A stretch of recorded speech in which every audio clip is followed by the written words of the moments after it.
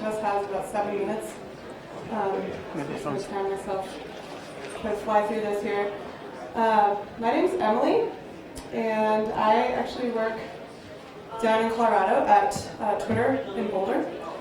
And I'm here to actually talk to you about less of the kind of real animated, stop motion thing, but more on the data side. So I'm a developer advocate at Twitter, which basically means I get to come out to developer communities all over the world and meet them, understand kind of what's going on. So I'm really excited to be here. Thank you, Hackfort, for having me.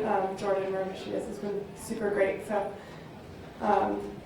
So first of all, I just want to take you guys back to maybe circa 2003, before cell phones, and just to think about what the concert scene was kind of like before. Who's kind of held a lighter up at a concert before? All right, who does that now? Not as many people. But I actually looked up this story, and I really like this tradition, and I want to try to bring it back.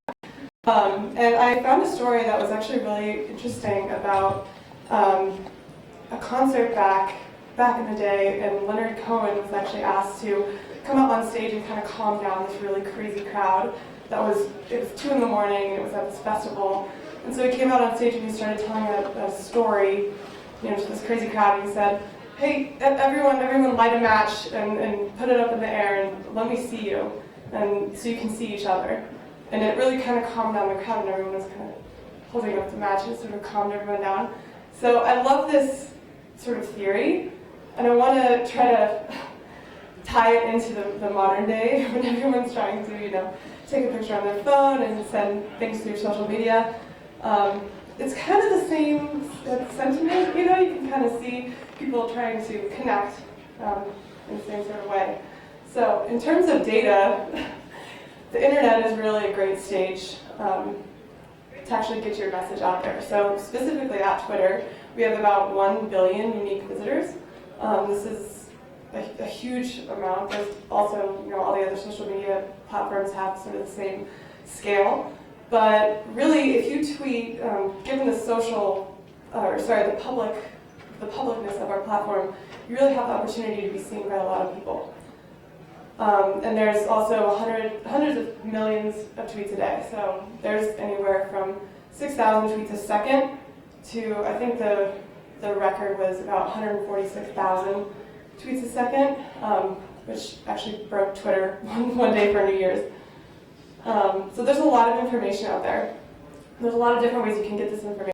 So one way is just to see a single tweet or see a single picture, and that'll give you, a story to relate to, or maybe you retweet it or give, the same sort of response.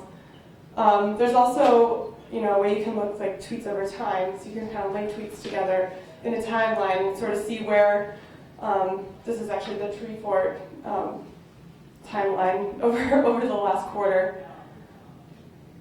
Or you can look at a collection of tweets. So this would be a collection from different posters. This is actually the Rugby World Cup using our curator, which is a brand new tool that we came out with. This basically allows you to search specific topics or from specific people. And I always like to have this one up when I'm watching like a live stream of a show, just to see what people are tweeting about. But when you get to like the larger scale, really what you can look at is actually the metadata behind the tweets. So it may be 140 characters long, but there's actually a lot of data behind it. This includes data about the user, data about geo, there's hashtag metadata, links, it goes on and on. So there's actually a lot of information that you can get, and like I said, because it's a public platform, a lot of information is available. You can get through APIs. So, data. Well, it's funny, every time I work with someone, they all have kind of a slightly different perception of what data is. Some people say, oh, it's a spreadsheet. Some people say, oh, it's a graph. Other people say, oh, no, it's like 19 megabytes of, JSON. So, using this data kind of concept, you can kind of find out what the world is thinking at any time because it's searchable. So Twitter is really a very social kind of corpus of thought, and it's all over the world. Actually, 79% of our users are not in the U.S., so it's really anywhere, all different languages. And using big data is also a really good way to kind of have a second data source. And there's a bunch of schools and things that have been doing research with this data. So they'll pull data, and for example, in Australia, they've done data to actually track where flooding was going on in Jakarta and kind of send out early warning systems or supplies to them, and ended up saving a bunch of lives.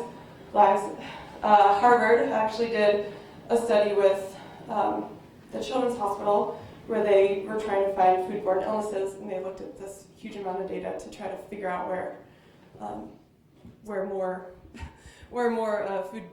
more people were sick, I guess, depending on what they were tweeting about.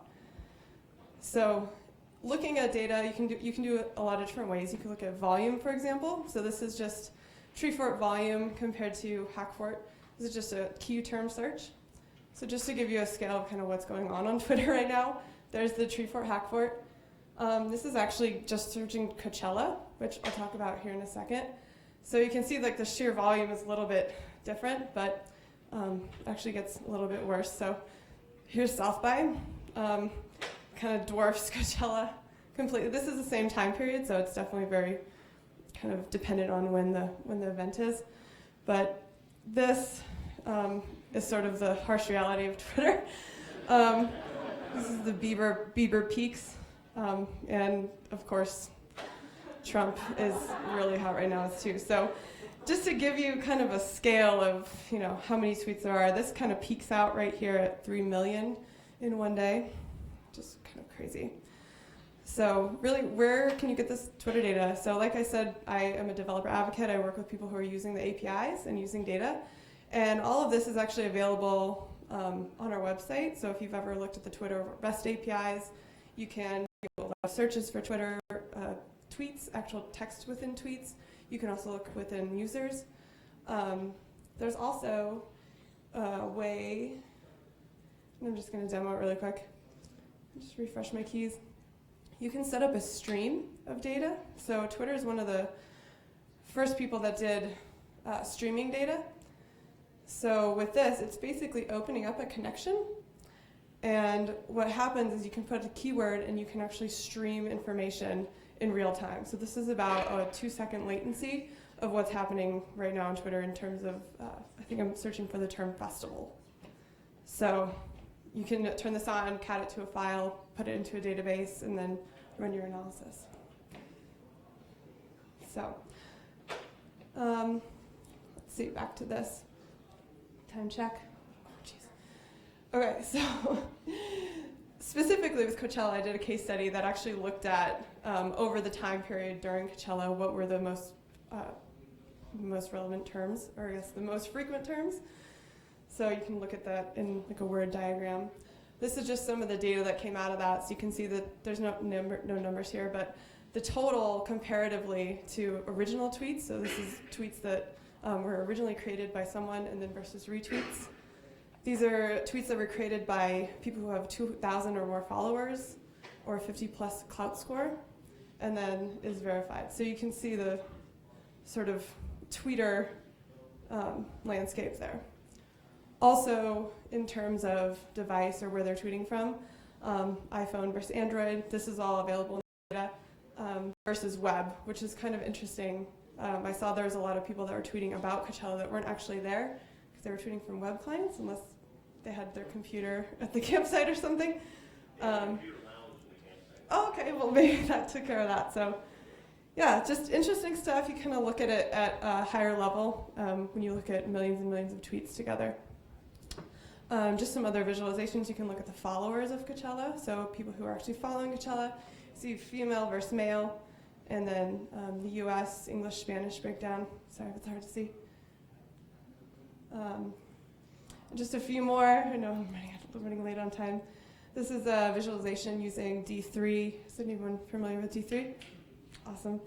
Yeah, it's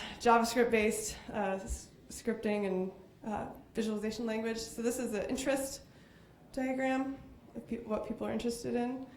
You can also look at sentiment of tweets. This is a breakdown of what kind of music they like. You can also do things like tweets over time. I was kind of expecting more on like the 12 a.m. side of things, but middle of the day. Yeah, so that's basically Coachella. There's also some other cool visualizations, but I'm out of time, so I'm just going to leave you here with this emoji tracker, which is tracking how many emojis are on Twitter and running a count. So yeah, I encourage you to check out Twitter if you have any questions or if you want to chat about what's going on here in the dev community. I'm super excited to be here, and I'll talk to you afterwards. Thanks.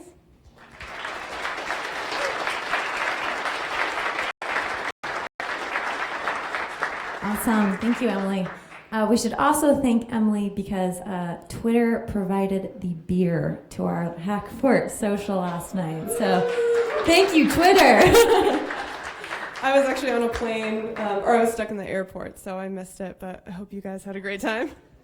I think there's one left over, so we'll go grab it for you. You can have your 10 a.m. beer. Okay, next up we have local artist Cody Rutty. Cody uses technology a lot in his art, and his artwork is inspired by technology. So I will let him fill you in.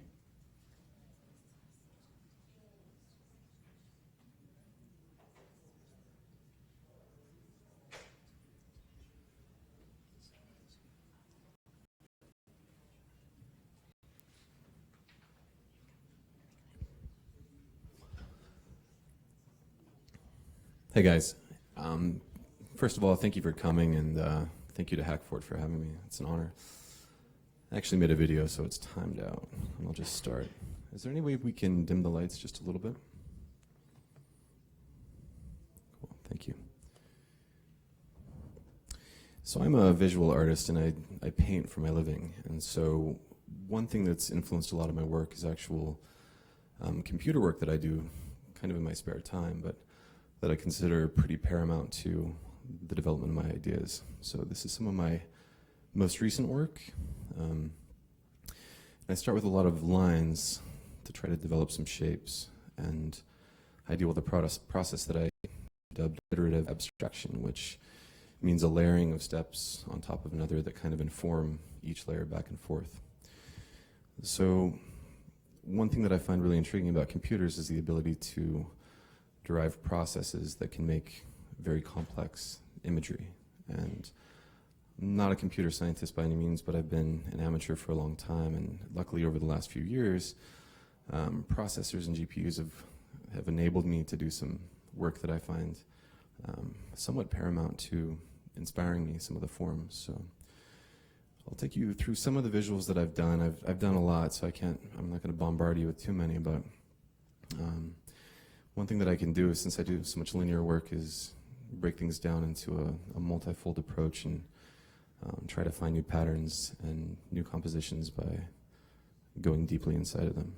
And so, I do all this for fun, and it takes a lot of time, but what it does allow me to do is see things that otherwise in the natural world would be impossible to see. And so, a lot of these things, I'm standing on the shoulders of geniuses that have developed the software and the actual interfaces to do some of this work. But here's another one that, among many, I can find some really interesting forms and try to learn more about composition and how things can unfold and some of the processes that I find interesting with painting. And so as these things develop and I animate them, it also leads way to unexpected thoughts that occur about what form is and what's possible with something like painting. I feel in some ways as though I'm an emotional intermediary between some of the computer work that I do and the actual analog painting that I perform, which I feel very lucky to do. I use a multitude of programs with all kinds of different applications for visuals, but for the most part I'm just experimenting and trying to find things that maybe otherwise I've never seen. And it's that exploratory approach that has led to some new discoveries for me personally as far as pattern and form, and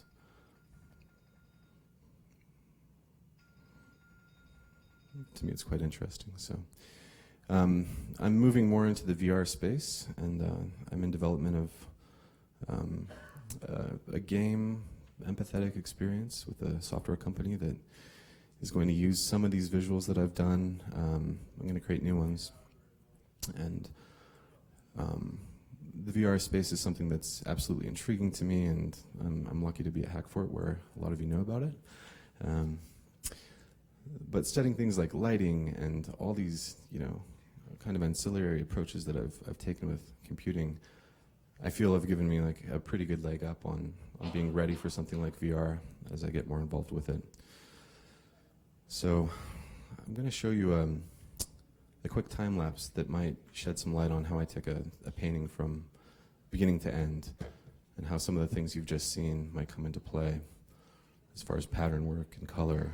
And like I said, it's something I call iterative abstraction. So it's a layering approach that each step and each facet that I fill in after the lines kind of builds on one another. And so I'm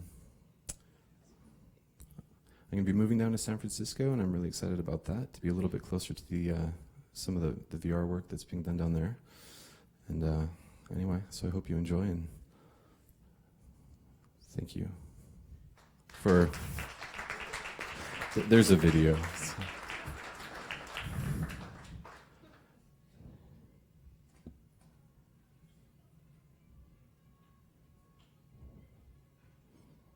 Maybe we can turn the sound up.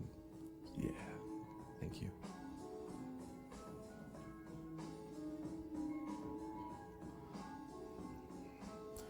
This was a commission piece for CTA Architects and Engineers in Boise that's now hanging up in their offices. So.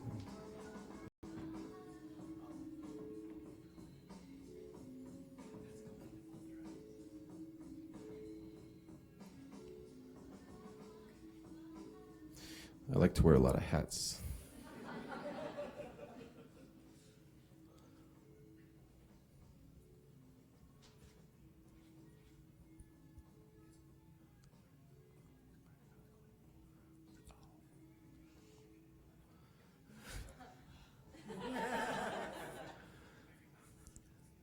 Everybody. So as you can see, this is a process that each facet gets painted in much of the same patterns that I've seen with polygons and meshes. So, and then the final result. So anyway, I just want to thank you guys for listening, and if you have any questions, just let me know.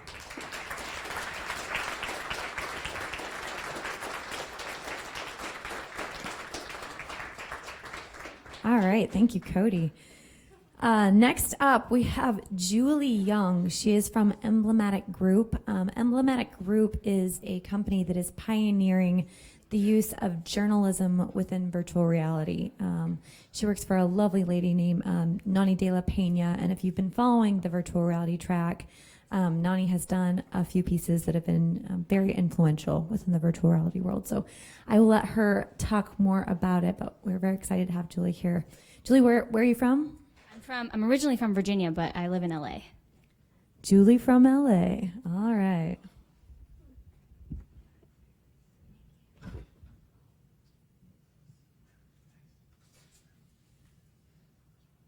Okay.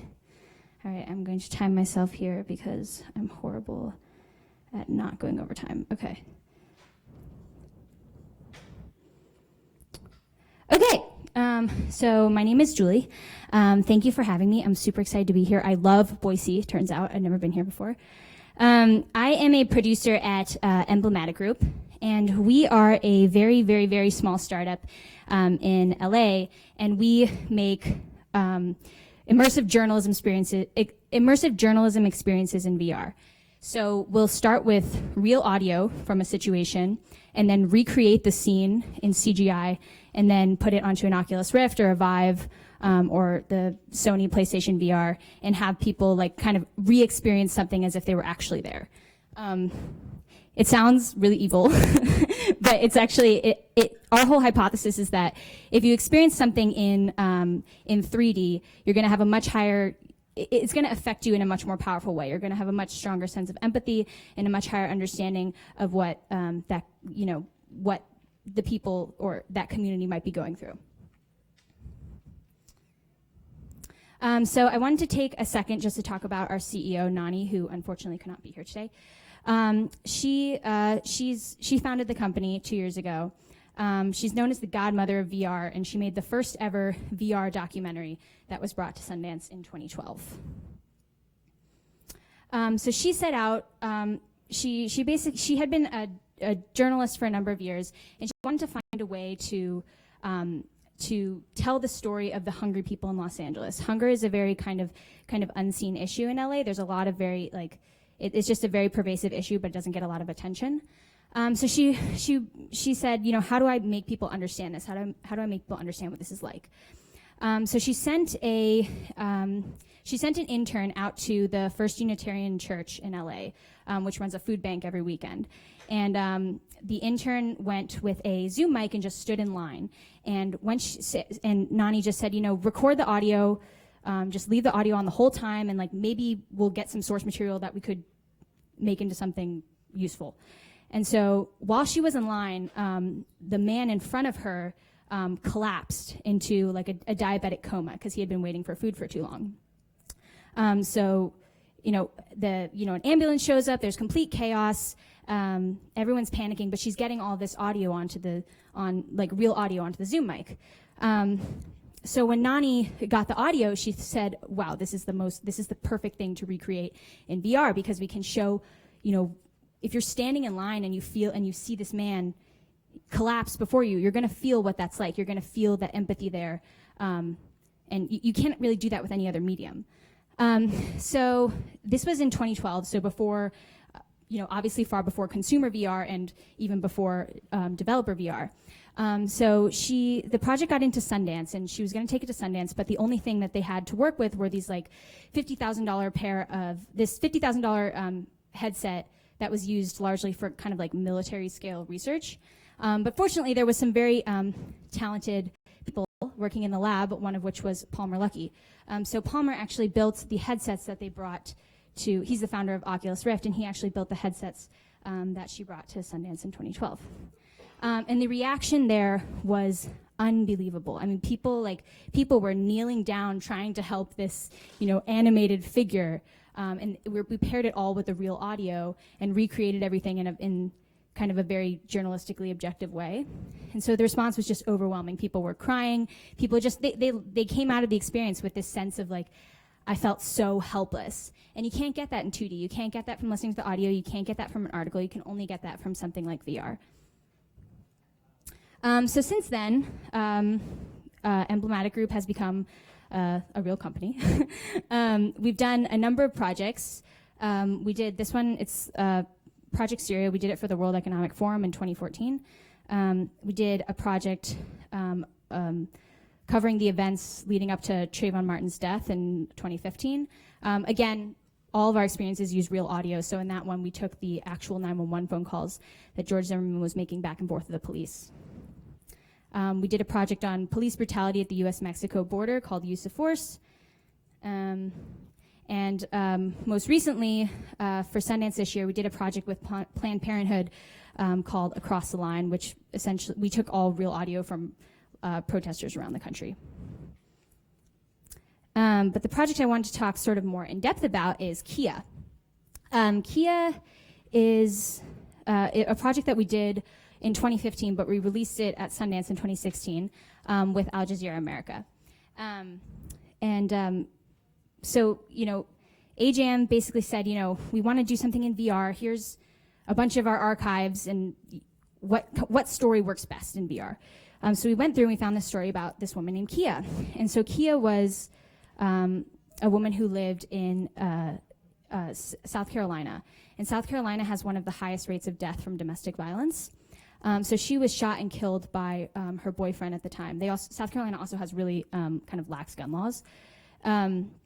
So we took all the real audio. So essentially her two sisters were they were making phone calls back and forth with the police, trying to have the police intervene in a way that would keep Kiya alive, because she was fighting with her boyfriend. Her boyfriend had a gun.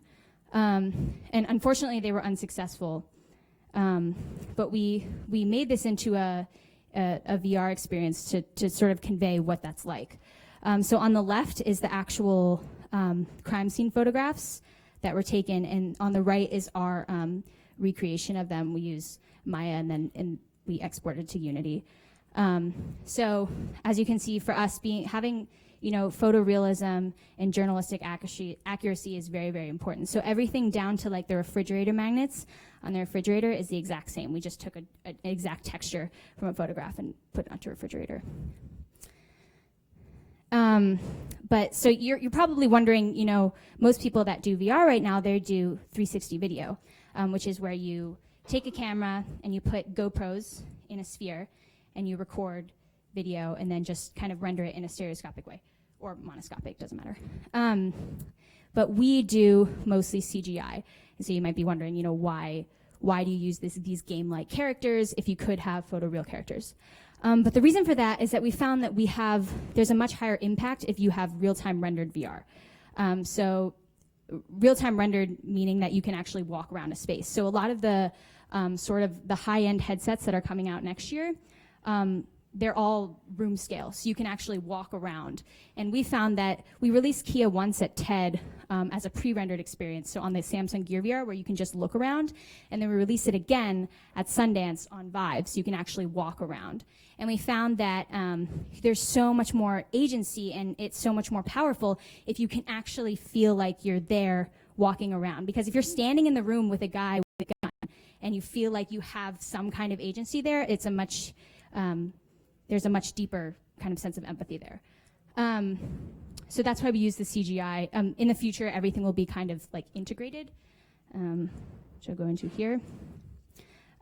So one of the biggest problems for us then, of course, is, we have to use CGI if we want to do these room scale, real-time rendered experiences. But it's very hard to get photoreal humans, because you have to animate them the same way you would in a 2D film. You have to, if you want high-end mocap or facial cap, that's a very expensive process. Takes a lot of engineers and artists.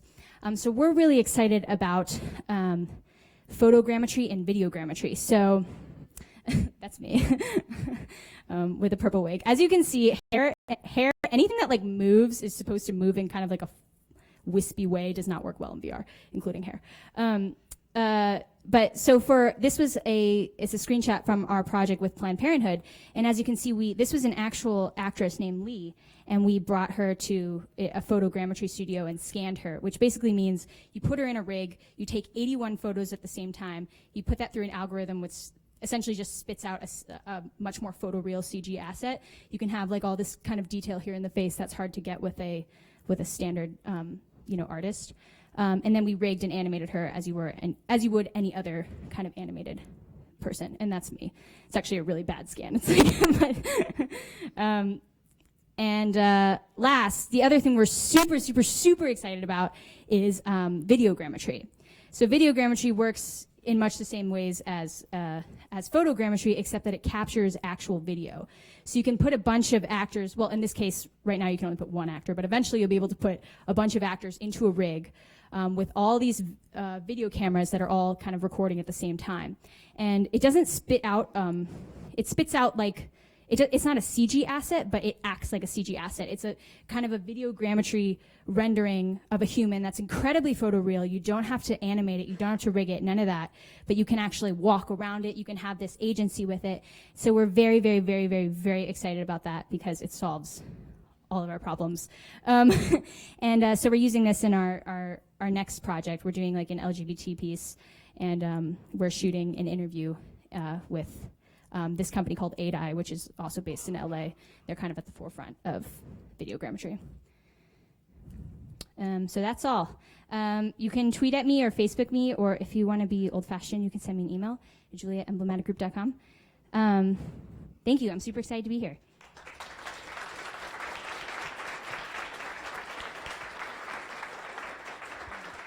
Thank you, Julie. She failed to mention that she's actually extremely instrumental in creating something called Women in VR, which is how I found Julie, which is a very large group of women that are really doing some revolutionary things within the virtual reality world. So Julie is doing some really, really cool things, and we're grateful to have you here. So thanks for coming. Next up, we have someone that actually transitions quite well into some of the stuff that Julie already spoke on. Sydney Skybetter. He considers himself a technologist, coming up, and does a lot of study work with movement in virtual reality. So I will let him talk, but we are very excited to have you. From Rhode Island, is that correct? He is from Rhode Island, and we're very excited to have him. Thank you. Thank you so much. Good morning, beautiful nerds. You are all very well lit right now. Yeah, my name is Sydney Skybetter, and first I have to say it's an honor and a privilege to be here. I've heard so many wonderful things about Boise over so many years, and it's just it's a great, oh, there's the mic. Oh, I found the mic. Oh, this is where the mic is. Okay, sorry. Okay, we're back. Hi, good morning. I'm Sydney Skybetter. We're starting over. It's an honor to be here. Thank you for having me at the Hack Forward. So just a couple quick things before I begin. I'm a choreographer. So my training is as a dancer and as a performer, and specifically as a choreographer, I've been engaged, commissioned to create dances on stages from the Granoff Center in Rhode Island to the Kennedy Center in Washington, D.C. And so my expertise is the moving of bodies and ideas through space and time. Specifically, I'm an expert in how bodies create meaning. Now, this is sort of an auspicious moment to be a choreographer, maybe for the first time ever, I think, because we're being, thank you, two people who laughed at that, because we're entering into, of course, the era of the Internet of Things, right? And so this, the IoT era is defined in many ways, but potentially one is the sort of proliferation of Internet-connected devices in our homes, in our offices, in the world, right? And now these devices are sensor-enabled. They create a sensor mesh that is constantly sensing or surveilling our bodies for signs of intention, for gestures of desire and want, right? And so as a choreographer, I think about how in performances these things are telegraphed. Now these sensor meshes, they're getting incredibly small and incredibly sophisticated, right? So we now have computers that can sense microfacial expressions. We have cars that can sense hand gestures. We have televisions that understand the difference between if you talk at it versus about it, right? The body, your utterances, your physical and corporeal presence is a performative zone that these machines are constantly trying to get information on and about, right? So this goes frequently, hilariously awry, right? For example, how many of you guys are familiar with the Nest smoke alarm? Y'all heard of this one? So a little bit of a background on the Nest smoke alarm. Came out 2 or 3 years ago, right? And one of the sort of major sort of technologic advances of this smoke alarm was that it had a gesture sensor, right? And the idea was that, let's say you're sauteing something smoky, right? There's smoke and whatever, and the Nest smoke alarm thinks, oh shit, everything's on fire, and goes on, and then the alarm goes on, and you would just, because you're cooking, because you're not actually on fire, you would just be able to go, no, we're cool. I'm not on fire, shut the fuck up. And then the smoke alarm would be, I can swear? Is swearing okay? Great, this is happening. And then the and then the smoke alarm would be like, oh, it's cool, you did the hand gesture, we're cool, fine. No chill, this Nest smoke alarm. And it just so happens that, this gesture, right, this gestural sort of understanding between the smoke alarm and your person relies on a one-for-one signifying between the gesture and its potential signification, right? It means that this gesture can have exactly and only one meaning: turn off. Now, as a choreographer and as a performer, I look at this gesture and I see a world of signifying possibility. I see that depending on what gesture comes immediately before it or after, the meaning of the gesture totally changes, right? That gesture can be made to mean just about anything. And so it was no surprise then when it was revealed that the Nest was fundamentally unable to distinguish between somebody gesturing to turn the fuck off and I am literally on fire and everything I know and love is about to be destroyed. So they had to turn off the sensor gesture, or the gesture sensor, because this functionality was not only didn't work, it was fundamentally dangerous. This is a choreographic problem. The person who choreographed the Nest smoke alarm didn't think the performative problem through. Now, parallel to the rise of the Internet of Things is the rise of personal robotics. Now personal robots. Now, there's plenty of nerds out there who think that by the end of the decade, we're going to have multiple personal robots in our homes, helping with laundry, dishes, cooking, cleaning our rooms, all that stuff, right? But as robots enter into our most intimate of social fabrics, it unveils all sorts of questions about, well, how do we socialize with these things? How do we communicate with these things? Now, I'm an artist in residence and on faculty at Brown University, right? And a lot of the robots that I work with use natural speech processing, which is great. It's come a long way, baby. But it has some profound, thank you, two people. Same people, two people, different two people? We'll have to get some survey instruments in here. So natural speech recognition has come a long way, but it still has some profound limitations, especially when you're dealing with robots who are intrinsically stupid, right? So take, for example, let's assume that you've got a robot and a table with a bunch of carrots, whatever, or tiramisus, banana, whatever you want it to be. I'm going to go with carrots. So you want this robot to pick up one carrot of many possible and put that one carrot in the fridge, right? So right now, that conversation goes a little something like this, okay? So it's like, okay, robot, put that carrot in the fridge. And the robot, not knowing what the F carrot you're talking about, just goes and then just doesn't do anything, right? So you try and be more specific, right? So you're saying, okay, robot, put the second carrot from the right in the refrigerator. And then the robot's like, okay, cool. And then it takes the second carrot from its right into the refrigerator. And you're like, no, not your right, my right. And then the robot, not understanding anything about human rights, explodes. And so, if you're just using sort of conversational controls, robots and robotics, it's profoundly limited. But what if you have a robot that understands human gesture, right? The choreographics of conversation. You could say to the robot, pick up that carrot. And the robot, which would presumably have some sort of sensors attached that first understand what this gesture signifies. Secondly, it would recognize the force vector that is created when you point your finger at a specific carrot. And then the robot would be like, oh, cool, this carrot. And it would use its terrifying claw arm to be like, meh, meh, meh. And you would be like, yes, terrifying robot creature, I want you to pick up that robot and put it in the fridge. And then the robot would be like, cool, and then puts it in the fridge, right?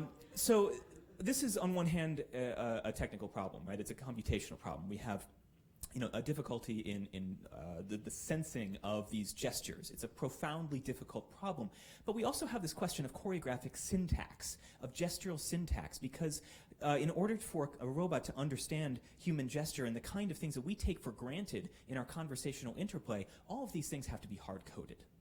And that is why gesture is a colossally difficult computational problem. Now, a colleague of mine at Brown, a guy named Todd Winkler, recently supposed that your ability to give a robot the middle finger is the new Turing test. Now, I want to take that at face value for a moment, because on one hand, yeah, think it through. On face value, this presupposes a slew of sensing and sensory technologies, right? But also for a robot, for an AI to sufficiently understand your intentionality with this performed gesture, you have to code in an understanding of sarcasm, irony, and physical menace, right? These are performative cues that we take for granted as people in the universe that have to be programmed into this next and emerging generation of technologies, right? Now, I want to talk about VR for a moment, because I'm so excited that you brought up empathy in VR, because this is something that's deeply exciting to me. We are at the forefront of this era of the new empathy, right? There's a lot of conversation, a lot of froth around virtual reality as being an empathy engine, right? And this is no small claim. This isn't just marketing, right? We live in an intensely schismatic and divided era. Empathy is an ethical prerogative, right? So one of the ways that empathy manifests in your brain, one of the ways that we understand empathy is something called metakinetic empathy, or kinesthetic empathy, right? So this is when your brain recognizes movement in another, or recognizes itself in the movement of another. So for example, let's say that you took ballet classes at the age of 6 or whenever you all took ballet classes. And you go to a ballet show and you see a ballet dancer doing a ballet move. They call them moves. When you see the ballet dancer doing the ballet technique that you recognize that you have performed yourself, the same parts of your brain that light up when you do the dance move itself light up even when you're observing, when you're not doing, when you're observing. Now, if, for example, you're watching ballet for the first time, you've never taken a ballet class in your life, you see these movements and they're profoundly alien to you. And these parts of your brain that register kinesthetic empathy are quiet. They don't light up. Now, I want to say this one more time. Your ability to register familiarity in movement, in the movement cues of another person, is one of the primary ways that we empathize with people. The way that your body intrinsically understands another is by way of kinesthetic communication. Yeah. This is a colossal performative and choreographic problem. Now you take VR, you take robotics, Internet of Things, right? All of these technologies understand and appreciate the body in different ways. But ultimately we're talking about the same thing. We're talking about how the body signifies, how the body creates meaning. Now in VR in particular, we have a double problem of how that meaning is not only understood by computing platforms, but then translated to another. Now in many sort of avatars and humans in VR, as previously demonstrated, kind of look like they're on the wrong side of the tracks of the uncanny valley, right? And their gestural figures, it looks like they're, sort of second-rate Backstreet Boys, right? It looks it's profoundly alien. Empathy is not part of that equation. We have a lot of work to do here. Now, furthermore, I think this is a pregnant moment, where we potentially can create technologies that have a radically empathic core, right? I think we need to teach machines how to empathize with people, and not just because that's probably the only way that they'll not kill us when they turn into Terminators, but also, I'm glad that worked. I didn't workshop that one. But also because this is how technologies like VR are going to live up to their potential as being agents of empathy. Now, from my perspective as a choreographer, the future's here. It's just not fully choreographed yet. Thank you.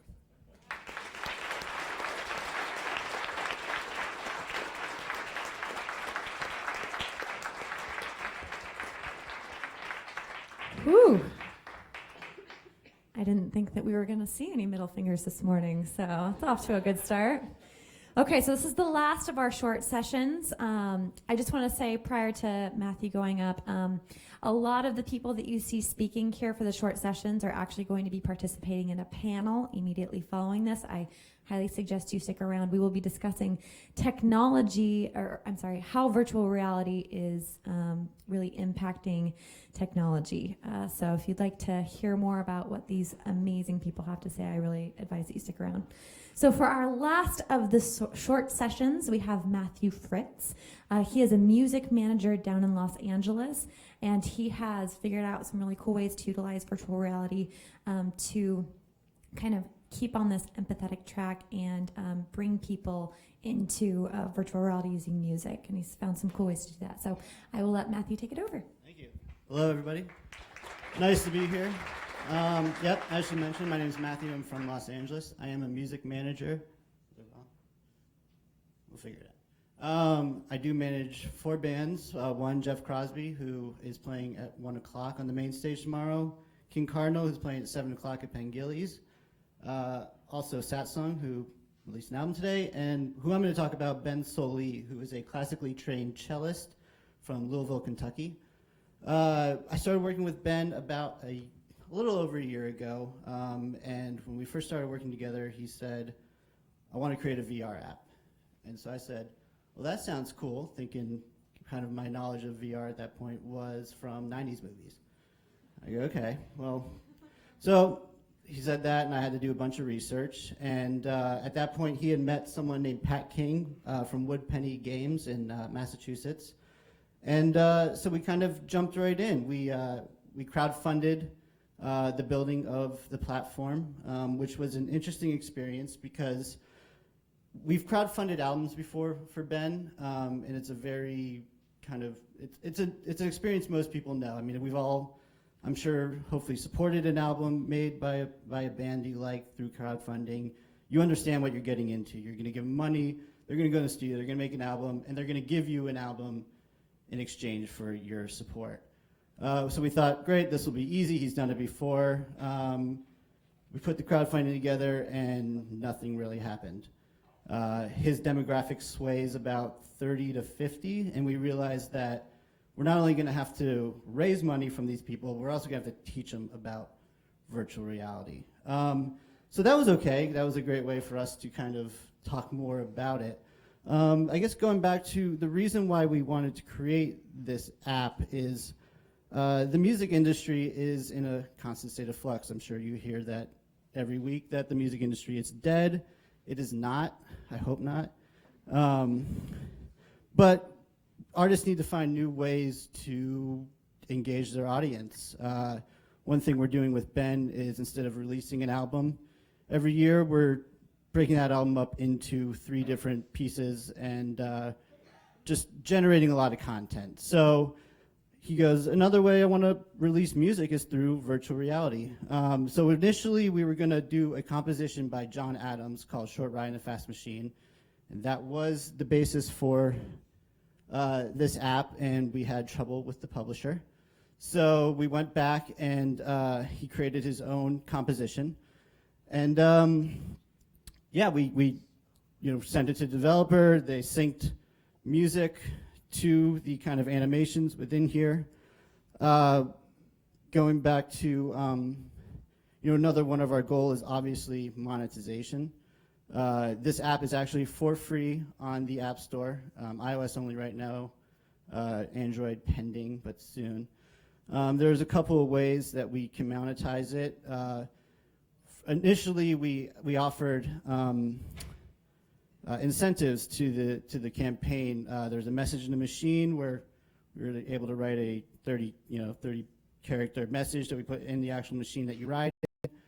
We put some names in the stars, and we also created billboards. So we have that way, which hopefully as we move further down the road, we can continue to resell those as potential marketing platforms. We also created branded Google Cardboard viewers. And so yeah, I mean, basically, Ben is a classically trained cellist, someone that is not necessarily, or a medium you're not prone to technology. So we wanted to give him another platform to tell a story.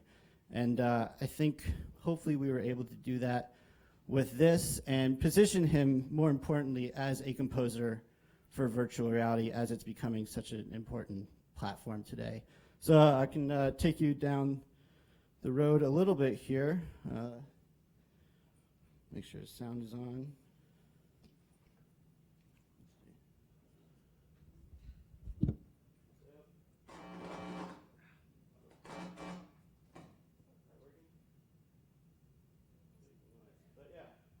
So kind of low poly. If there was sound, the shooting stars, the windmills will be moving in unison.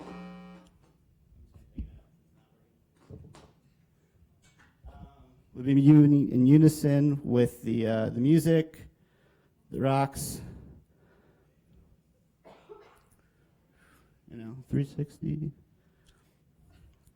Yeah, so I think, what's been said before about VR is it's the new method of storytelling, and we can also do that through music as well, using the platform. So, thank you. Have the rest of your day.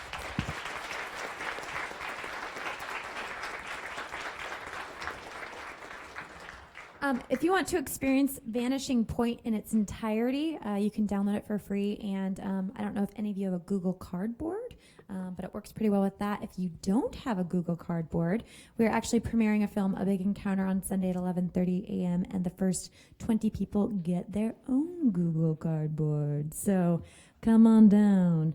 We're going to go ahead and take about 5 minutes. Feel free, go grab some snacks, grab some coffee, come back here for the virtual reality panel. And if you have any questions, all of these lovely artists and technologists and creative people are over here in the corner, so feel free to ask questions.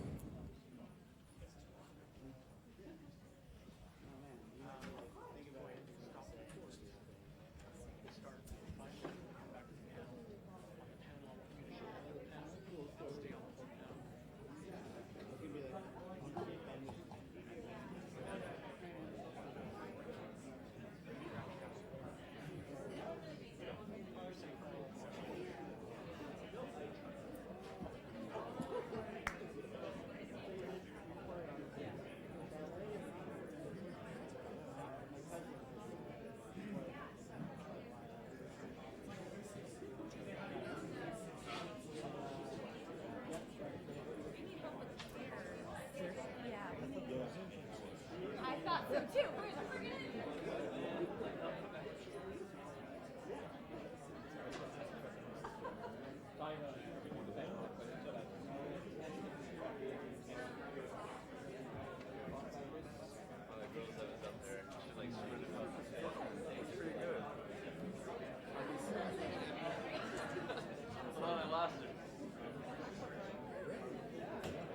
Came for free money. Everybody to see all the other lands. That's great.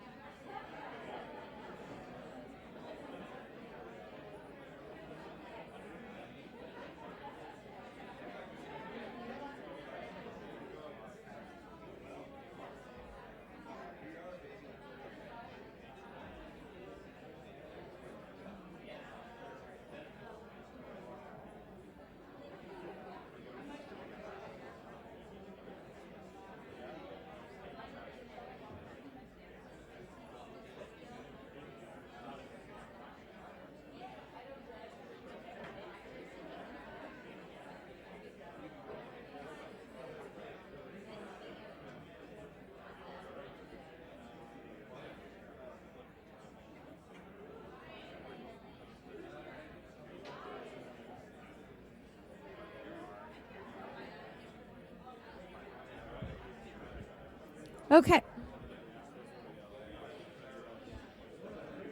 Check, check.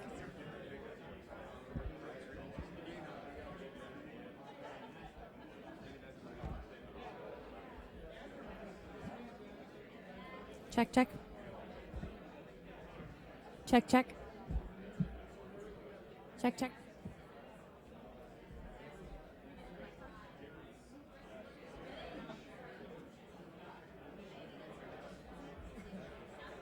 Thank you. Check, check.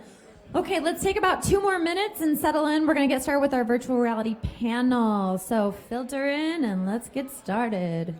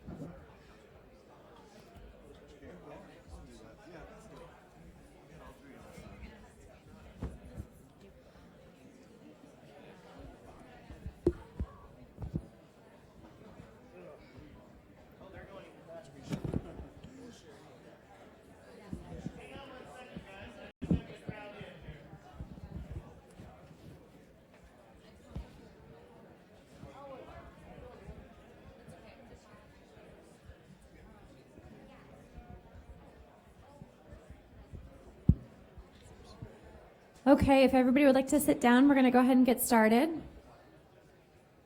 I can close the doors in the back just to keep it quiet. Okay, welcome. We're excited to have you all. For those of you that weren't here prior, this is our virtual reality panel. Today we will be talking about how virtual reality is transforming the technology industry. This will be moderated by the lovely Sydney Skybetter. And let's go ahead and have everybody introduce themselves. So we'll just share the mics, pass them down, and I'll go ahead and start.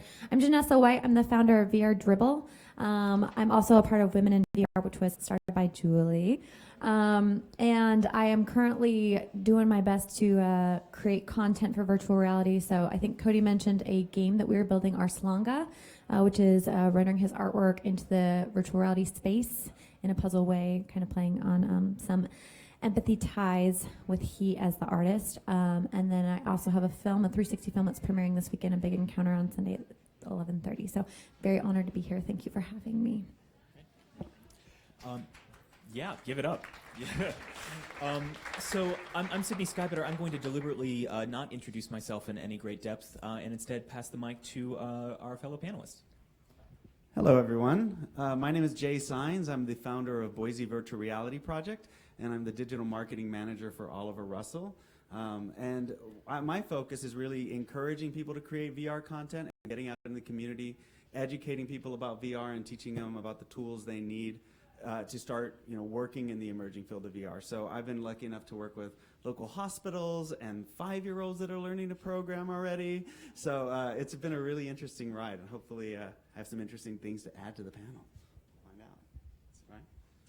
I'm Ryan Zim. I'm founder of Interface Games, so we're mobile and PC game developers, web developers, and then in the last year and a half, we've been involved in VR, and so in 2015, last year, we won 3 awards in VR development, and then this year, 2016, we've won 1 award in game development, and so we have a consistent track of winning awards in VR and game development right here, based out of Boise, and so we've been doing some hiring and whatnot, so doing a lot of training as well. We have a series at the public library, so and also running a YouTube channel with a lot of VR and game development tutorials on it. So in addition to doing game development and VR development, also doing everything we can to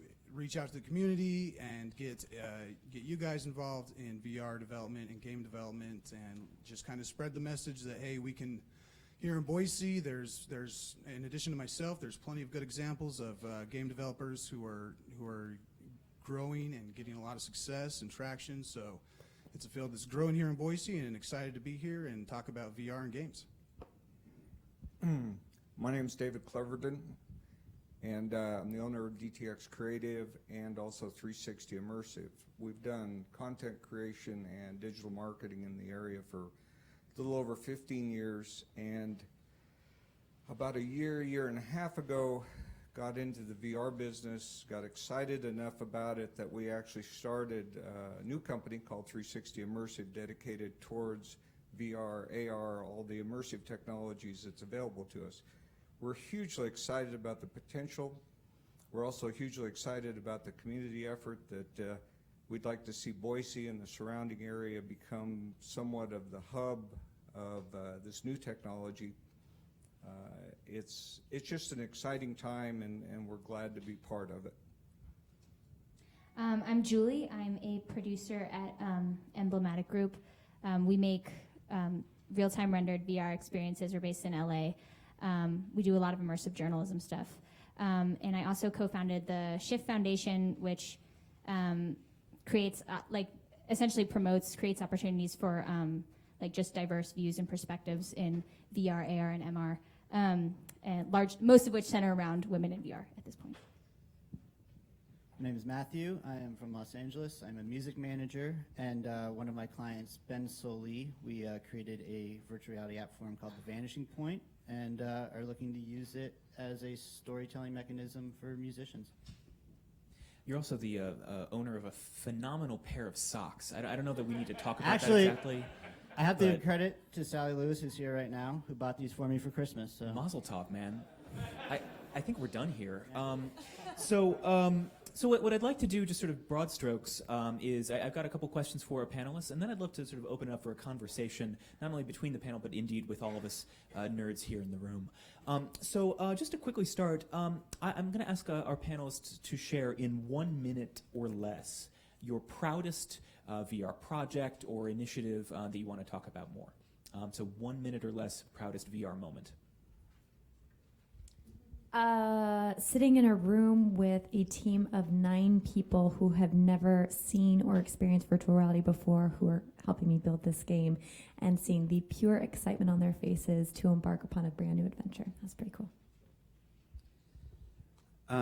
I think I'll tell the story at Boise State University, which is I met with a group of students called the Space Broncos and pitched them the idea of creating some VR content.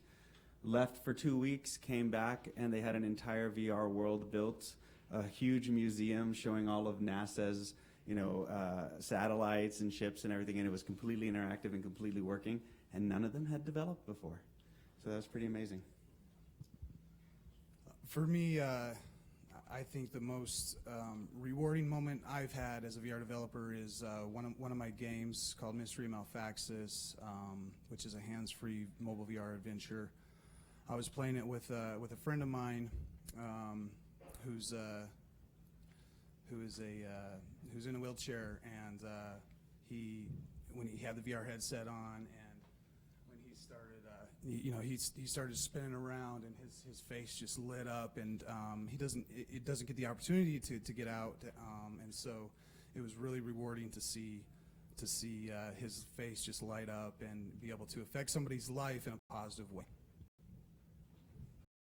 I think I'm going to take it from more of an esoteric statement, is that my proudest moment is just to be part of this, to have an opportunity to be, frankly, at the start of something that will ultimately revolutionize not only the way that we entertain, the way that we socialize, the way that we train, the way that we market, but you just don't see that very often.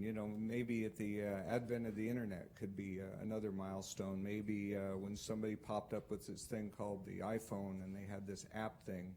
But we're at a point now that you can get on this train and ride it, and it will be the start of something really big. And 5 years from now, 10 years from now, we're going to look back at it and say it was a hell of a ride.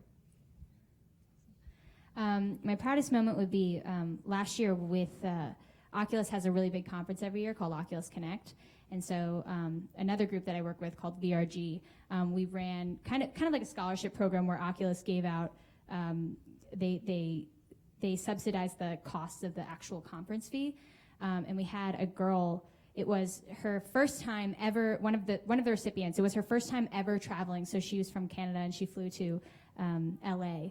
And it was her first time ever traveling, and she was so excited about it. And she now is she's now a very she just all she does is develop VR, and so that's probably my proudest moment because her coming to Connect and getting connected with all those people was a big part of that. Proudest moment, I think would have to be the completion of the Vanishing Point. Coming in as a manager of music and not really looking to jump into the world of tech initially, being able to go from idea to, a finished product and kind of navigating it and learning as we go was incredible. Thank you. So I guess just to sort of broaden the conversation a little bit, I'm sort of parroting Clay Shirky here, but there's a lot of conversation around the sort of ambivalence of VR as a platform or technology as a platform more broadly. So for example, I don't know how many of you follow pornography on the internet, but for example, YouPorn, if I'm not mistaken, announced they're launching a VR channel, and by the same token, we've heard all of these very empowering stories about how VR is used for good, for radical empathic purposes and the like. So I guess I want to sort of first posit that VR as a technology is neither good nor bad, but rather a function of how it's programmed to perform, right? So I wonder, my question for the panelists, I wonder if you can talk a little bit about the good and the bad, or the ambivalence of this technology. What are some of the gains of the tech versus some of the risks? Well, I'll get started. One example that could be used for good is after winning some awards in VR, the state had contacted me, the Department of Health and Welfare, I believe. And the problem is that last year in Idaho, I believe, don't quote me on these numbers, this is from memory, but there was 4 recovery centers that were built in Idaho, and the smallest city that got one was Emmett, which has 6,000 or 8,000 people. So in Idaho, there's a bunch of people in rural areas and cities smaller than Emmett who want to have access to a facility like a recovery center, and they can't because they just don't live in a big enough city. Again, Idaho only built, I think, 4 of these last year, or maybe it was in the last few years or whatnot. But so the state contacted me about possibly building a virtual reality recovery center so that people in rural areas could use, if you have an addiction and you want to, you can instantly join a group of a lot of friends who are all with you in real time in a center, in a support group, and you have real time support. So that's an example. I've had talks with the state about that, and that's something that's exciting that could be used for good. And there's also plenty of examples of where VR is being used for therapy. But that's one example here in Idaho that could be applicable if we could. The problem is getting these VR headsets to the people in all the rural areas. But if you guys watched the documentary that we showed here, The Power of Glove, it's actually kind of a similar story to virtual reality, that these people came together and developed this piece of hardware without really taking into consideration the content that would pair with it. And I feel like virtual reality is at a similar state where we have the hardware, but the content is coming second. And because of that, there's this real fine divide where we're trying to, it's the Wild West.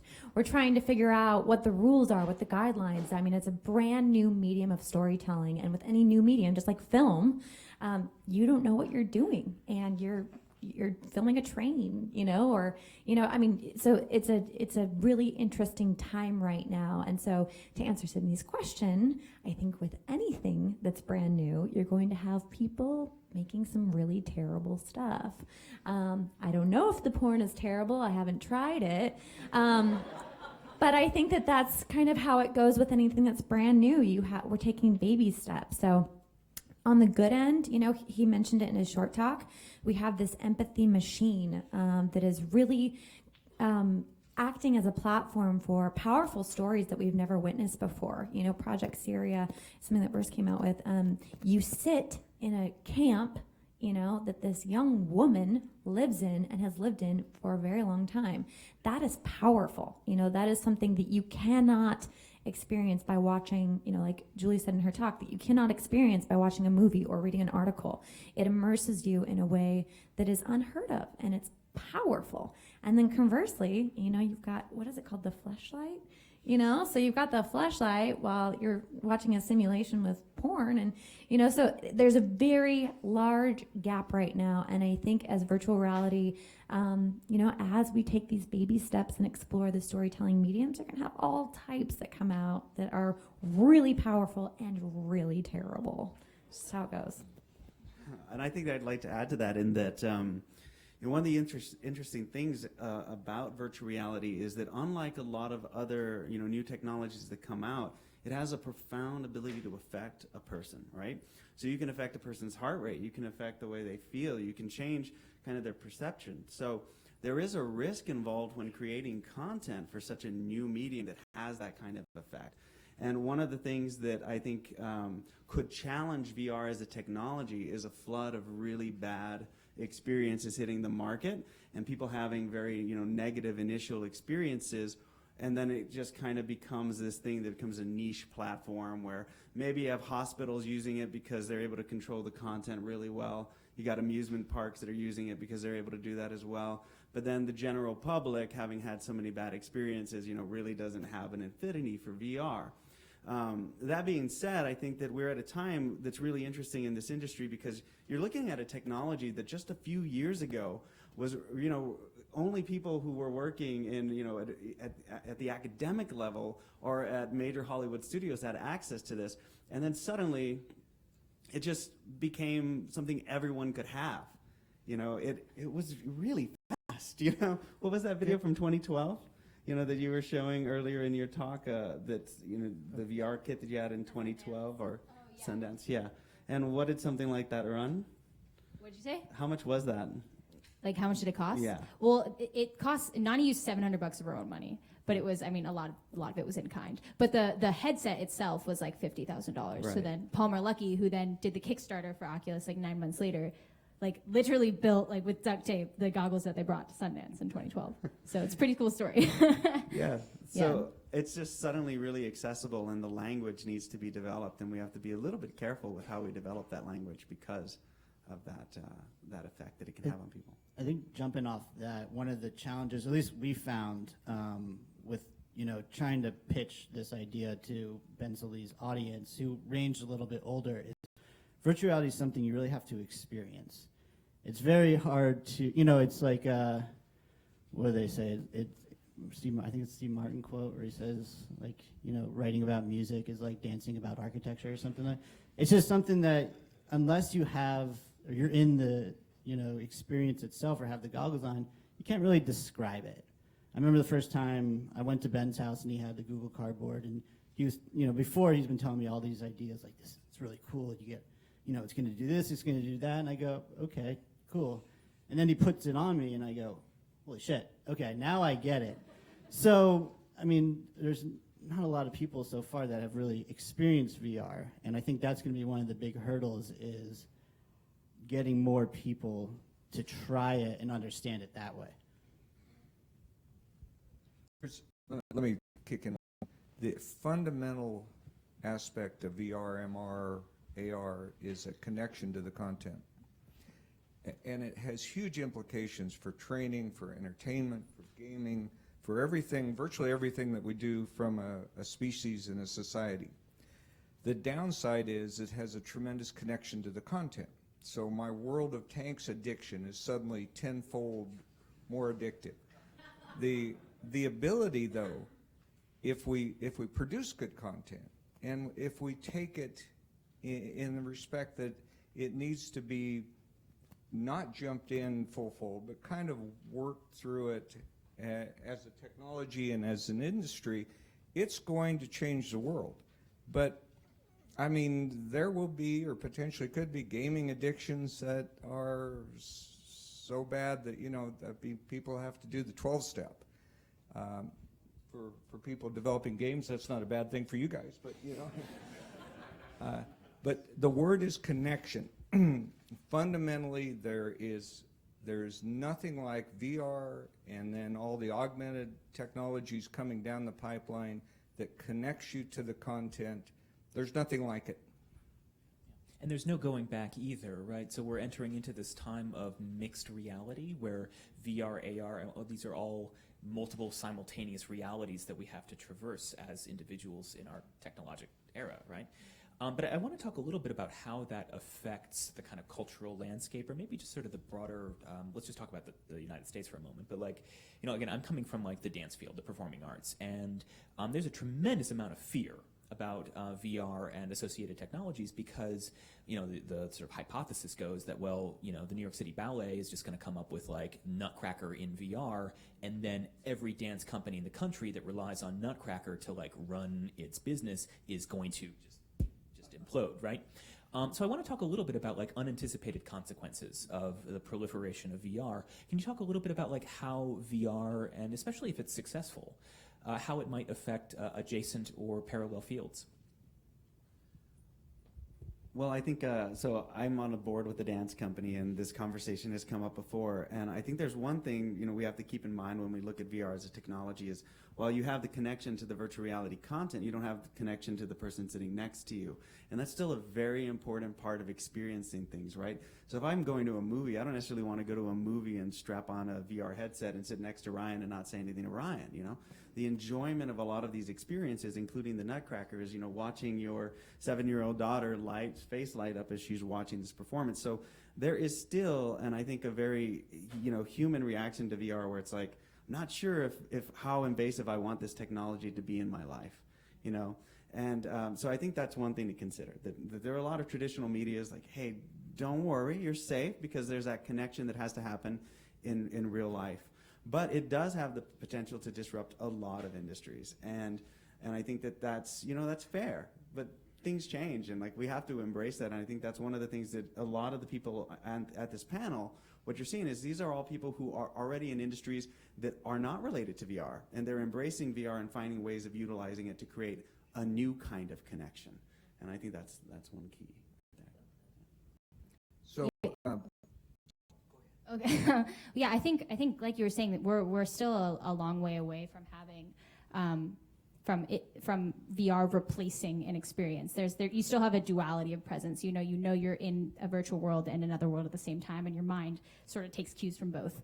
But at the same time, I mean, I think that one day that could happen, that it could really replace an experience. But all the same, I think that the way that content makes money has always been the same and always kind of will be the same. It's either like pay-per-view subscription or advertising, or pay-per-view subscription advertising, or like, you know, just straight up commission.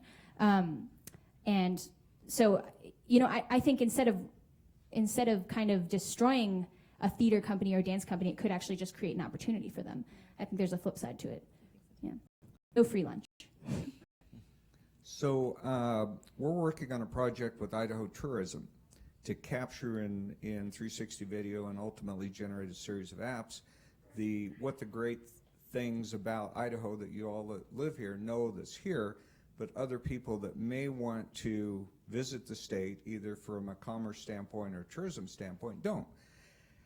Do we actually think that because we can generate an immersive environment and we can showcase all of the things about Idaho that are wonderful to be here, that people won't want to come here? And the answer is no, because you're not out hiking or you're not out whitewater rafting. You don't get the adrenaline kick. It's just an augmented way of showing something that's here in a better way. It's fundamentally a better way, but it's not a replacement.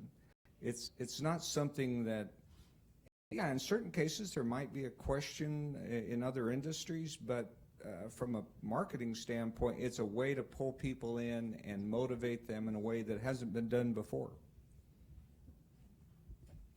So I have two last questions, and then actually three, because I have a logistical question. Is somebody going to punch me in the face when our panel's supposed to be over, or like? Great. Okay. Great. Okay. Keep me posted on that. So two last questions for the panel, and then I'd love to open it up to the nerd gaggle. Sort of an adjacent question to how VR affects, disrupts other fields. I want to talk specifically about the tech sector. And so, like, South by Southwest was, again, particularly sort of frothy with the VR stuff, and maybe it has been for a little while. I should find different words than frothy. You know what I mean, right? It's like an exploded sponge cake. But I want to hear from you how VR is affecting the tech field specifically. So, for example, we're seeing all sorts of fascinating things out of, like, Autodesk, of all godforsaken places, where they're using, with respect, right? But still, where VR is totally transforming how they consider software development, their production. It affects, VR is tapping into every aspect of Autodesk's organization, right? So how, in your mind, is VR going to affect the tech sector? Oh, okay. I will? Yeah, you will. Awesome. Well, I think, where do I want to start here? I think one of the key things that we have to keep in mind is that while the technology is developing, people are finding completely new ways of thinking about the technology, right? So you've probably all heard a little bit of something called Magic Leap, right? Nobody knows what Magic Leap is, but our imagination is already starting to run wild, and I could imagine a time when everyone sitting in this room is just having lasers projected in their eyes, and we're all in a shared virtual reality and a shared augmented reality. But on the tool side of things, right, where I think augmented reality, even more so than VR, is going to have a huge effect on the way people design and develop products, is that we can actually now create something at a very low cost. If you want to build something that's inside of your imagination, you can download Unreal Engine 4 for free, add some advanced physics, jump into virtual reality and test it out, right? If you're building a new facility for manufacturing, you can build that in virtual reality, test it, look for inefficiencies and try to find them. So what virtual reality and augmented reality are allowing us to do as far as development and implementation of, I cannot say it, and the frothiness of tech, is that it's giving us the ability to really create something that we can turn into something real, and we can get into the really small details, right? So if I wanted to go back and build, an ancient computer, I can go in and do that, and then I can zoom in. I can walk up to it and look and see how it works. We can do that with technologies that we've only dreamed of. And I think one of the key things here is kind of the Star Trek effect, right? So you're going to have a lot of creative people that are creating meaningful VR content that's going to have amazing technologies within it, and that's going to inspire future generations to make those technologies a reality. So that's. I'll end on that because he snapped. Yeah. One way is definitely changing the at least the tech industry is. Before in the history of computing, when you wanted to develop an app, you pretty much just got a software developer, .NET developer, or whatever, and you said, hey, let's build this app, and they built it, whether it was for a phone or a PC or whatever. In VR, all of a sudden we have healthcare, education, all these different industries going into VR, and when they need a VR app developed, they say, hey, let's get the software developer to do it. There's all of a sudden a problem because everything in VR has to be 3D. And so the only people who have the knowledge and experience in 3D are game developers. So all of a sudden there's a surge of game developers being taken off of game development projects and being put onto VR development projects because those are the only people who have the technical qualifications for doing VR development. There's a few exceptions, like Mozilla's working on something called A-Frame, which is like web development for VR, more of HTML style VR development, which is super rad. But as is right now, it's pretty much all 3D game development. There's a few alternatives, but you pretty much are stuck with Unity or Unreal. So there's anyways, we're seeing a ton of talent from the game industry being pulled into VR projects because those are the only people who have experience working in 3D. And so it's a good, you'll notice a lot of new jobs coming up for Unity developers and stuff like this. And the reason why is because they're disappearing and being taken over here. So that's one way it's affecting the tech industry. Thank you. Oh, I just wanted to follow up on this one. So from a marketing standpoint, when we hire, we typically, we're an Adobe shop, so we would hire for folks that are Photoshop, After Effects, Illustrator, Premiere, those kind of things. In the last 60 days, we've actually hired 2 more folks, and it's more, do you know Unity? Do you know, we use Cinema 4D or Max. Do you have any C# experience? So that whole dialogue that we have when we're looking for people because of VR and ultimately AR is changing. And I think it's going to be changing for a lot of things. So jobs, that's really the biggest change, is that there's more opportunity that folks that want to reach out and go for it. And anybody that wants to learn Unity or Unreal will probably find a pretty easy place that they can find a job. I have one more thing I'd like to add to this, is that one of the ways it's changing the tech industry as well is it's changing who the tech industry has to communicate with, right? And what we're seeing is a lot of artists are now being pulled in because folks like Janessa, who has an amazing theater background, Janessa's skill in theater is part of what makes engaging VR content, right?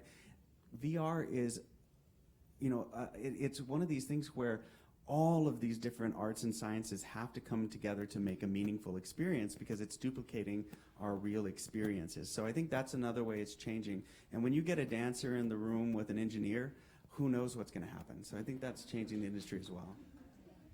I could kiss you on your mouth.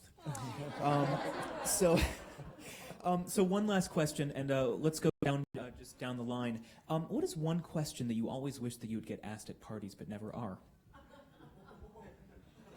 Why am I so short?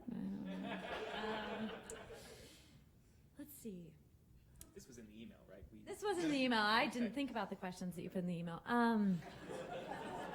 Too busy coordinating. I don't know. I think my favorite topic right now is storytelling in virtual reality because it is such a wide open field and it's really, really fun to talk about. Like Jay said, I have a theater background. That's what I got my degree in.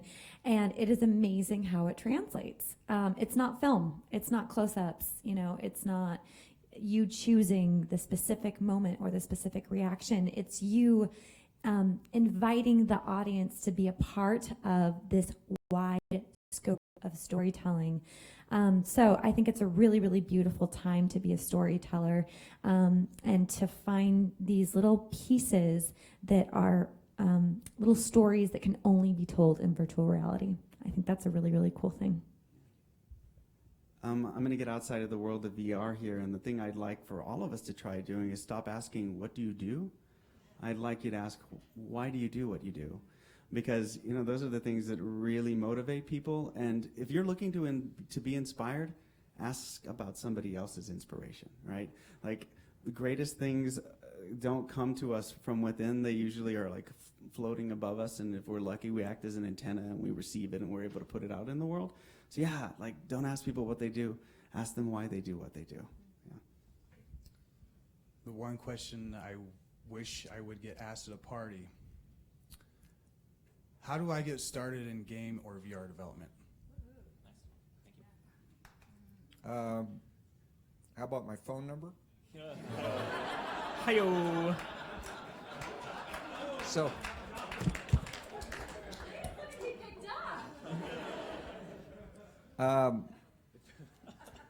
fundamentally, we need more communication regarding the industry in general. And it's such a new industry that I wish people would somehow know what we do and want to ask about it, because if they ask about it, we can get them excited. If we can get them excited, we can expand the industry and expand the technology. But if they don't know, I'm just a guy at the party waiting for somebody to ask him about his phone number. But I'm really excited about the concept of digital dualism versus augmented reality. I don't know if any of you guys know Nathan Jurgensen's work at all. Yeah, I see some head shakes right there. I'm totally obsessed with everything he says.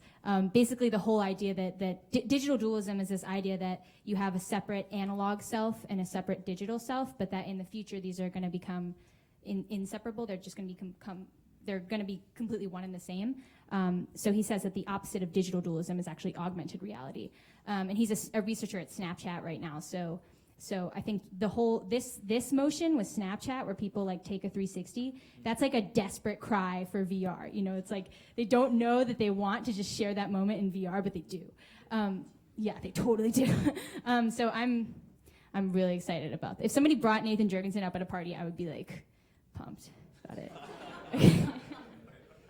I guess the question I would hope to be asked is the music industry dead?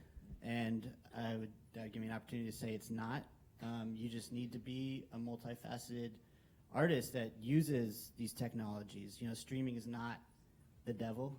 It has a lot of data in it that we can use for booking shows places or using virtual reality, composing. There's more than just selling records these days. And, you know, although it seems like a desperate cry in the media, it really isn't. You just have to diversify. Excellent. So quick technical question. How many minutes do I have before someone punches me in the face? I think you've got 20. He's walking over to punch you right now. Oh, great. That's great. Wow. Oh, perfect. Great. Time is passing more slowly than I thought. Cool. So here I want to open up for some questions. There are some rules here that I just want to talk through. So first, the person asking the question, please use no more than 2 sentences, and please restrict your own bio data. We all are nerds, and we're all excited to hear what you do, but let's keep the what you do aspect maybe for the cocktail chatter and for the one beer we have left. Please pose a question to the panel broadly. I will then repeat the question, and then we can talk about it. Is that fair? Okay, let's do it. Hi. Hey. So market analysts have shown that you can't just capture that nerd money. This has to go, my mom has to want to buy this. Recently, there was a kerfluffle about the price point. So who wants to speak on the units that you've actually used and that cross-section of price, and which one are you wanting to endorse now that there's 4 or 5 of them out there? Sure. So there's first bonus points for using the word kerfluffle. So I think, can we give it up for kerfluffle? Yeah. Sure. Man. So the question, if I might sort of broadly restate it, and then I'll pass the mic, is a question sort of value, right? How do we articulate the value and respective price points of these various platforms? What platforms do we maybe value more than others? Yeah. So I own a Samsung Gear VR, and I brought it to Thanksgiving. It was a huge hit. I'd say for the price point, the Samsung Gear VR is probably the best that you can get right now. It's compatible with your 6S or Plus Samsung phone, and then you can get the headset for $99. Now, if you want to go fancy, the HTC Vive is on pre-order, and that seems like the best of the best as it stands, but you're looking at a hefty investment. So I guess it depends on if you want to spend $1,300 or if you want to spend $100. You definitely have like a different experience, but for your price point, I'd say the Samsung Gear VR. Yeah, so I've been lucky enough to use pretty much every major VR device out there, and I think for the masses, the people who are going to start using it right away, it's going to be Google Cardboard. You know, we have a local company called Ion VR that's building a headset. It's going to be stuff that you use your cell phone, your pre-existing technology inside of, and that provides a decent virtual reality experience. But as we all know, computer pricing and all these things change rapidly. The biggest hurdle for mass, the biggest hurdle for a mass adoption of virtual reality is going to be GPU processing, and our ability to kind of utilize the graphics processing unit more effectively. So whether that's rendering things that are within your field of view very sharply and then kind of pulling back on everything else. So I think that's going to be a real game changer. Right now, if you were to ask me what VR headset do I buy, I'd say get either a Google Cardboard or a Samsung Gear VR. And in a few years, your $500 computer will run the $200 Oculus, you know. So that's coming, but you know, it's still very early. Just to add to that real quick, you know, Google Cardboard right now you got 5 million plus consumers, so that's going up to 10 million Google Cardboard consumers. Gear VR is giving it free with every S7, so that's about 3 million consumers. But then there's also the PlayStation VR, which hooks up to your existing PlayStation. There's 35 to 40 million PlayStations already in living rooms, so all you got to do is buy the $399, I think, is the PSVR headset. So with the PSVR headset, you get the PC, not quite, but you get a lot more PC quality VR experience as compared to the Google Cardboard or the Gear VR. So mobile VR is rad though, because it's completely mobile. I can walk all around, and but PlayStation VR at $399 is probably going to be the largest consumer reach as far as a games, what they call like games VR, which is in the same category. The other devices are the HTC Vive and the Oculus, which have to hook up to like a $1,500 gaming rig. So PSVR is going to be I believe is going to be a huge reaching consumer device that's kind of in the middle between mobile VR and the super high end right. I believe it was previously called Project Morpheus.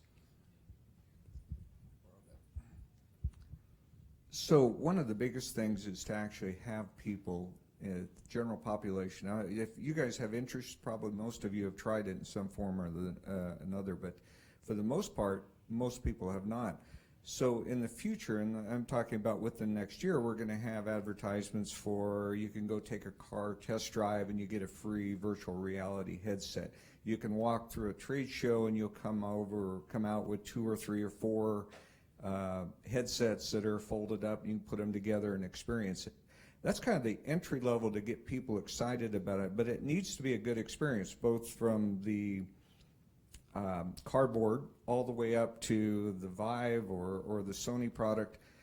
We've had the pleasure, just like with Jay, of testing a number of different cardboard headsets, and the plastic cardboards and the rubber cardboards and the Gear VRs and the Oculus, and there's a couple out there that are actually a pretty good experience for $6, $7, $8.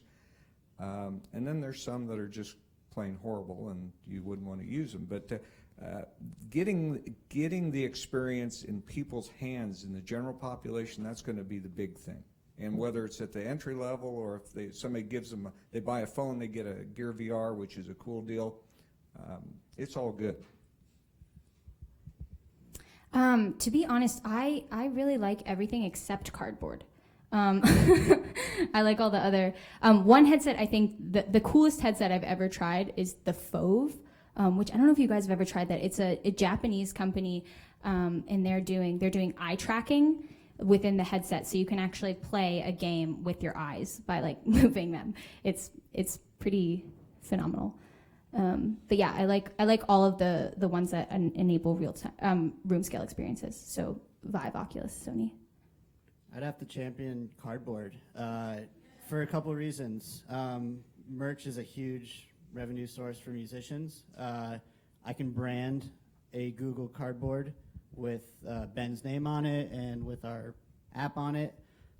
It's a relatively low price point, so I can show people, especially people who are coming to concerts, usually aren't there for a VR experience. So if I can grab their attention and then give them something that's $20, $25 right in line with a t-shirt, it creates a customer and also gets us back in their world for re-listens. And so I think it's just a very easy entry-level way to experience it. Okay, thank you.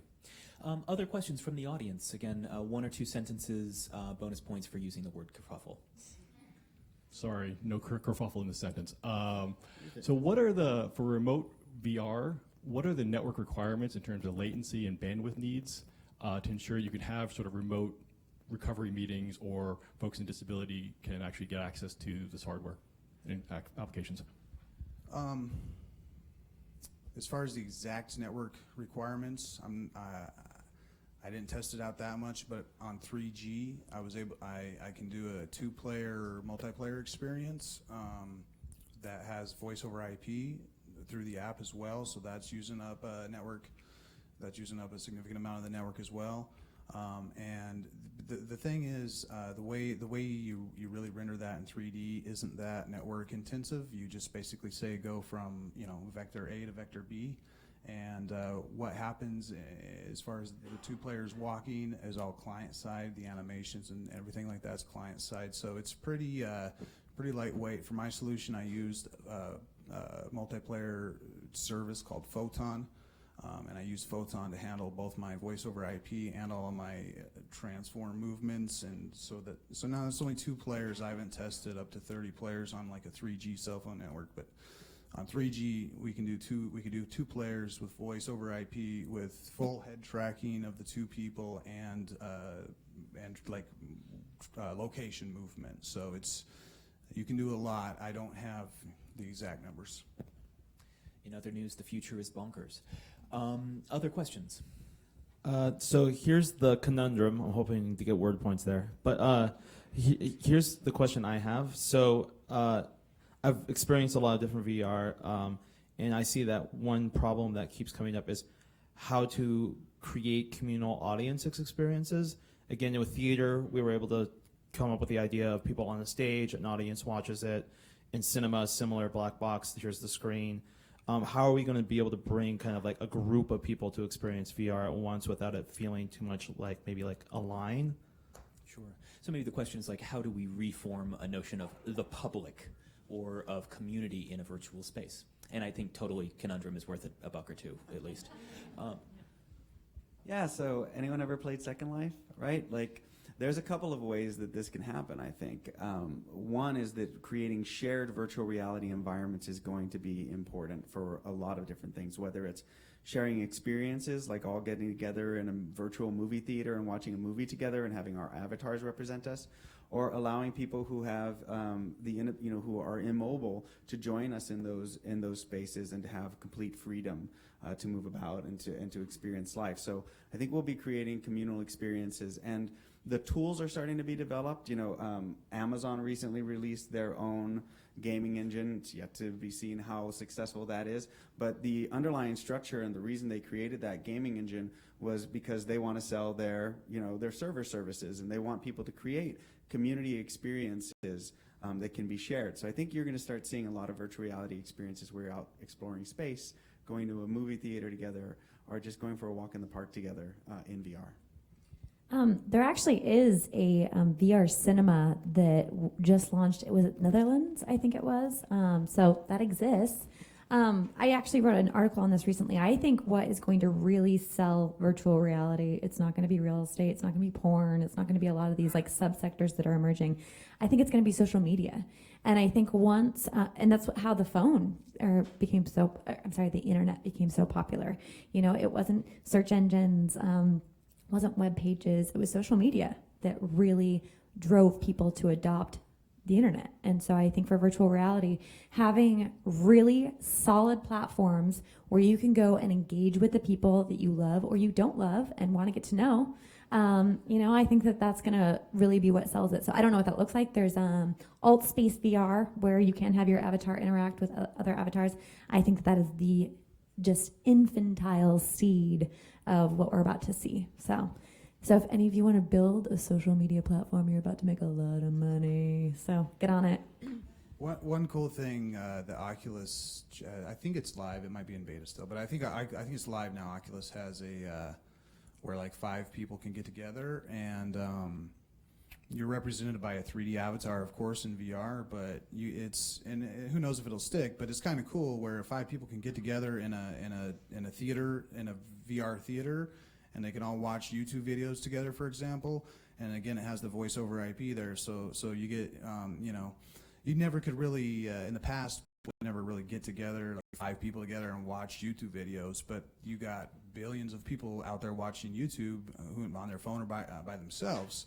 So a new way people are watching YouTube is maybe, and who knows if it sticks or not, but is in VR with 5 avatars, and you can kind of talk about the videos you're watching, and then at the same time look up at the screen and watch YouTube videos. So that's something that may or may not stick. That's kind of a different way to watch YouTube.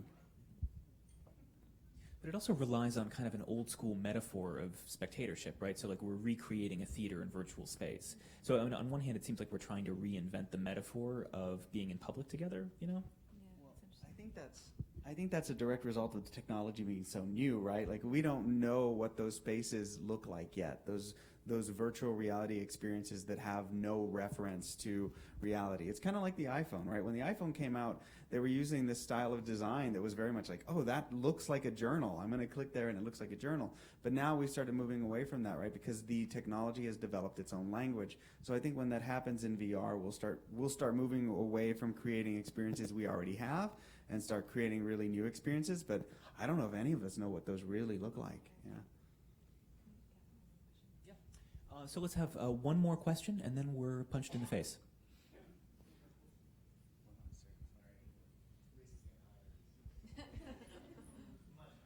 So we were talking earlier about some of the and industries that could be negatively impacted by VR, but we also said that they could have potential opportunities with VR. What would you say some of those opportunities are? That's a great question to end on. Opportunities for, I don't know, the world by way of VR. I think it's the world.